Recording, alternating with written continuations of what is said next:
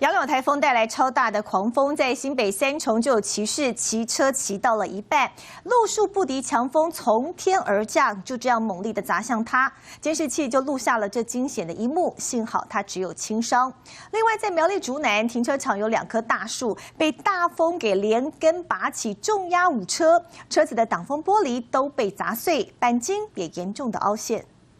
新北三重骑士直行，突然大树猛力砸向他，强大撞击力道害他失速，重心不稳，往左惨跌。惊险瞬间，所幸骑士命大，只有轻微擦挫伤。警方到场，赶忙拉起封锁线，疏导交通。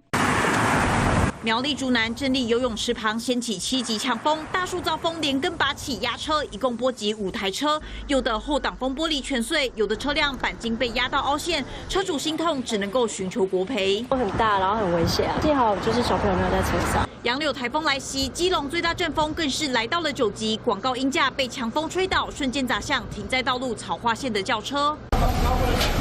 帆布及鹰架铺天盖地砸到白车，车主疑似就是一旁饮料店员工，爱车被砸到车顶掉漆，钣金凹陷，超级心痛。同样强风酿灾，台北市一处大楼顶楼一大块板子从天而降，落在捷运站出口，重砸路面，一片狼藉。好在当时没有人经过，否则后果不堪设想。只是单纯掉那种美化板而已啊，没什么事。维修单位过来维修了。 狂风呼呼吹，新北三重一名阿伯推着助行车不敌强风，整个人吹倒，爬不起来，躺在人行道上，助行车的把手都摔断了。热心骑士见状上前搀扶，抱住阿伯，但凭他一己之力，狂风猛吹，实在难以将阿伯拉起。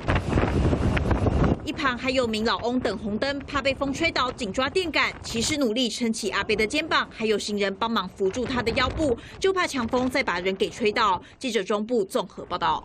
我是哈远怡，我用说故事写自己的人生故事，有争议的拿证据说，被掩盖的挖出来说，非主流观点我有勇气说，用心说好2300万人的故事。